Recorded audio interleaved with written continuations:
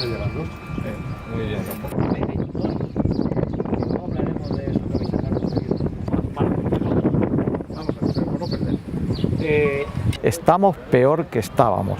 El espíritu que ha traído aquí el gobierno es solamente traer y justificar publicitariamente que llegaba el AVE. El AVE a nosotros no nos resuelve nada como ciudadanos de esta zona y como Alicante.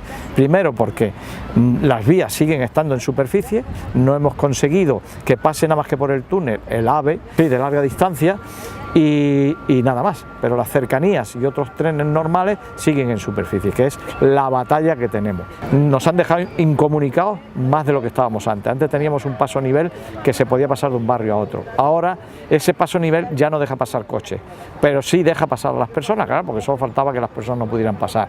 Por una rampa que está aquí a mi espalda, que es una cosa totalmente insegura, provisional, de cartón piedra ahí, y luego no hay acera, en fin, un desastre mayúsculo.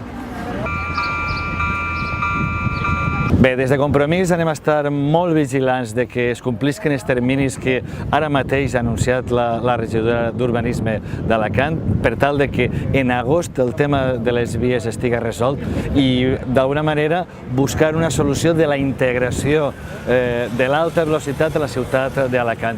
És inadmissible que encara hi hagi a hores d'ara un pas a nivell tan perillós que han de creuar xiquets que han d'anar a l'institut o que han d'anar a les escoles i que separa dos parts importants de la ciutat d'Alacant. I en última instància vigilar també que aquest parc central que es va anunciar en l'alliberament de les vies que s'aconseguisca d'una vegada per totes, perquè Alacant, si d'alguna cosa pateix, és justament d'aquesta manca de zones verdes.